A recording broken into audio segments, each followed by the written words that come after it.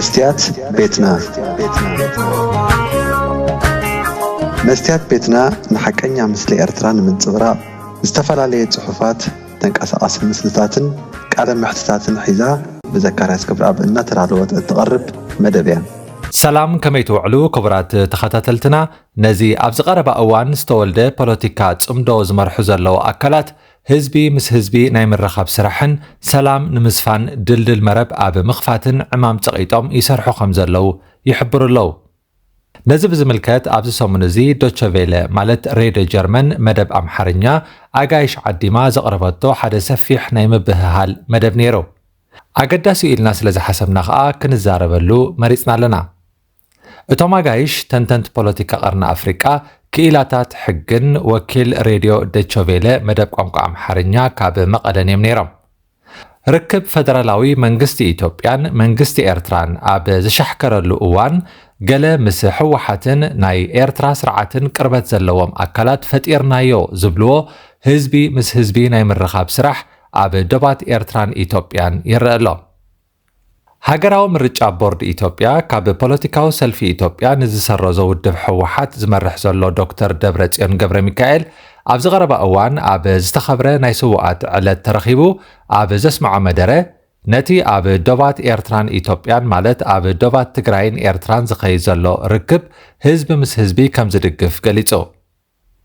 ንኢትዮጵያ ዝመርሕ ዘሎ ቀዳማይ ሚኒስተር አብይ አሕመድ ብወገኑ ምስ ተወከልቲ ሰልፍታት ኢትዮጵያ ኣብ ዘካየዶ ርክብ ሕወሓት ንሕገ መንግስቲ ኢትዮጵያ ዝጻረር ተግባራት ይፍጽም ከም ዘሎ ዝገልጽ ሓበሬታ ከም ዘለዎ ብምጥቃስ ሰራዊት ኢትዮጵያ ከም ቅድሚ 4 ዓመታት ዝነበረ ቁመና ዝሓዘ ከም ዘይኮነ ብምግላጽ አጠንቂቑ ዶቼ ቬለ ገለ ወገናት ነቲ ኣብ ኩናት ትግራይ ዝተፈጸመ ገበናት ኩናት ተሓታትነት ከይረኸበ ናብ ከምዚ ዓይነቱ ርክባት ምእታው ኣድላይ ኣይኮነን ኢሎም ዝነቕፉለው ካልኦት በንጻሩ እቲ ርክብ ነቲ ዝነበረ ቁስሊ ፈዊሱ دحان زخونه مدرخ كفتر يخيل يزبل تسفى خمزلوهم اب صحفا اسفيرا نتر استخاء مستوم زعدمم اغايش بعمقت زتياتلو وهاب ترئيتو اتركب حزب مس حزب زبحال زلو اينا حزبي مسينا حزب خمزخونه قلوص ايكونن مس حزب تግራይ ጥራሕ ዝካየድ ርክብ ምስ ከመላ ህዝቢ ኢትዮጵያ ዝተኻየደ ርክብ ገርካ መውጻር ኣይከኣልን ህዝቢ ኣብ ምጥርጣሪ ዘሎ ምኽንያቱ ኣብ 2018 ውን እቲ ዶባት ተኸፊቱ ህዝቡን ዓብ ተስፋ ገይሩ ነይሩ ግን ብዙሕ ኣይጸንሐን ተዓጽዩ ዝተኸፍተሉ ዕላማውን ንጹር ኣይነበረን እዚ ሕጂ መጺ ዘሎ ናይ ህዝቢ ምስ ህዝቢ ምርኻብ ዝብል ናይ ጽምዶ ፖለቲካ ኸኣ ኣስመራን ኣዲስ ኣበባን ይተፋነና ስለ ዘለዋ ውድባት ህግደፍን ሕወሓትን ድማ ንኣብይ ስግኣት ኮይነን ስለ ዝተቐመጣ ሚዛን ንምሕላው ዝካየድ ዘሎ ፖለቲካ እዩ إذن كلت تودبات أبز أوان جدن نهلاونتن كحبرا سلزلوانين كوم زجبرا زلوا إلهم كأتيلهم هزبتات عفاري خونو تجرنيا ويون كالوت أب دوات ركوب هزبتات سلام كفترون كرخبون سنة نجاري فلي خاز كايد نه هزب مس هزب ركبات جن كون عيقونن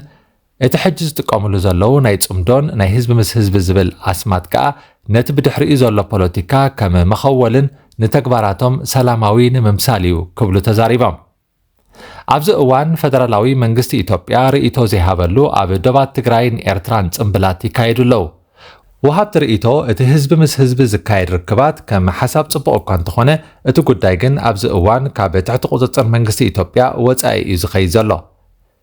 ነዚ ዝኸይድ ዘሎ ናይ ጽምዶ ምንቅስቓስ መንግስቲ ኤርትራ ኣይፈልጦን እዩ ኢልካ ምዝራብ ኣይከኣልን ብወገን ሕወሓት ደገፍ ከም ዝረኸበ ግን ወግዓዊ ኮይኑ እዩ ናይ ሕጊ በዓል ሞያ ዝኾነ ወሃብ ርእይቶ ብመሰረት ሕገ መንግስቲ ኢትዮጵያ ሓደ ዜጋ ብዘይ ቪዛ ካብን ናብን ብዘይ ናይ መንግስቲ ኣፍልጦ ከም ድላዩ ክዛወር ኣይክእልን እዩ እዚ ተግባር እዚ ብሕጊ ከም ገበንን ከም ምጥሓስ ልኡላዊ መሬትን ተሓሲቡ ዘቕፅዕ ተግባር እዩ ኢሉ ኣብ ደባት ዝርከቡ ህዝብታት ብመውስቦን ብጉርብትናን ክራኸቡን ከለዉ ብሰናይ ሓሳብ ሸለል ክበሃሉ ይኽእሉ እዮም እቲ ርክባት ፖለቲካዊ መልክዕ ሒዙ እንተመፂኡ ግን ነቲ ጉዳይ ከቢድ ይገብሮ ክብል ርእይትኡ ይህብ بمقصال اتزخيد زلو منقسقاس نوعل بريتوريا زتصارريو ምክንያቱ بمسرت وعل بريتوريا ኣብ ትግራይ ዘሎ መንግስቲ بزي أفلطو فدرالاዊ መንግስቲ ኢትዮጵያ ምስ ዝኾነ ናይ ወፃኢ ሓይሊ ርክባት ክፈጥር ኣይክእልን እዩ ክብል ይምጉት ወኪል ሬድዮ ደቾቬለ ቋንቋ አምሓርኛ ከዓ ምንጭታትና ከም ዝሕብርዎ ኣብ መንጎ ትግራይን ኤርትራን ኣብዚ እዋን ዘይሕጋዊ ናይ ኮንትሮባንድ ምንቅስቃሳት ይካየዱ ኣለዉ ኢሎም ክቡራት ተኸታተልትና ህዝቢ ምስ ህዝቢ ዝብል ፖለቲካ ኣብ እዋን ዝሑል ኩናት ኤርትራን ኢትዮጵያን ካብ 2000 ክሳብ 2018 ዓመተ ምህረት ብወገን ሕወሓት ኣዝዩ ፍቱው ዝነበረ ፖለቲካ እዩ ብወገን ኤርትራ ዶብ ይተሓንፀፅ እቲ ብይን ቀያድን ይግባይ ዘይበሃሎን እዩ ዝብል ተሪር ርእይቶ ነይሩ ብወገን ኢህወደግ ኢትዮጵያ ከዓ እቲ ቅድም ዘለዎን ክኸውን ዝግብኦን ቅድም ንዘራረብ ህዝቢ ምስ ህዝቢ ርክባት ንፍጠር ዝብል ጽኑዕ መርገጽ ነይሩ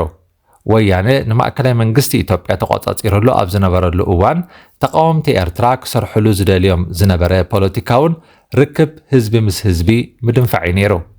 ደንበ ተቃውሞ ኤርትራ ንሕና ኣብ ኤርትራ ንዘሎ ስርዓት ንምቕያርን ህዝብና ንምድሓንን እዩ ቀዳምነትና ዝብል ርድኢት እኳ እንተነበሮም ብወገን ወያነ ግን እቲ ህዝቢ ምስ ህዝቢ ዝብል ፖለቲካ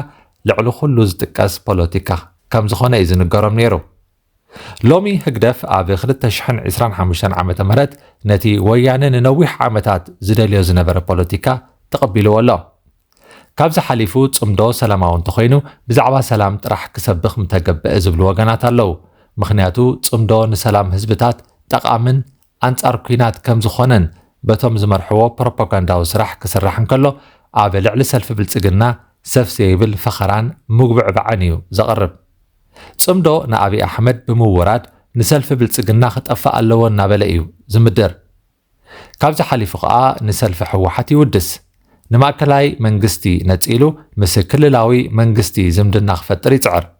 እዚ እቲ ዝኸይ ዘሎ ምንቅስቓስ ጥዕና ዘይብሉ ከም ዝኾነ ዘመላኽት እዩ ናይ ጸላኢ መሓዛ እዩ ዝዓይነቱ ኣካይዳ እዩ ዝኸይ ዘሎ ሰልፊ ሕወሓት ናብ ክልተ ዝተገምዐ እዩ እቲ ሓደ ምስ ፈደራል መንግስቲ ኢትዮጵያ ይሰርሕ እቲ ካልእ ወገን ምስ ህግደፍ ይሰጋሰግ እዚ ንባዕሉ ኣብ ውሽጢ ትግራይ ካልእ ዘይተደለየ ፖለቲካዊ ምዕባለ ዝኽትል እዩ ካብዚ ሓሊፉ ህዝቢ ኤርትራ ከም ወትሩ ኣብዚ ጉዳይ ተሓቲቱ ዘይኮነ ተጎቲቱ እዩ ኣትይዎ ዘሎ ምስ ትግራይ ኩናት እንተተባሂሉ ኣማራፂ የለን ምኽታት እዩ ጽምዶ እንተተባሂሉ ሕራ ኢልካ ምስዕሳዕ እዩ ካብዚ ወፃኢ ምርጫ የለን መስትያት ቤትና መስትያት ቤትና ንሐቀኛ ምስሊ ኤርትራ ንምንጽብራቕ ዝተፈላለየ ጽሑፋት ተንቀሳቓሲ ምስልታትን ቃለ ምሕትታትን ሒዛ بزكرياس كبراب النترالوت التقرب مدبيا كفوت لساني من يزعج وني عيسجدن علي عبطاقوت ملاخي قطاوخ يقنا مسلي فتحي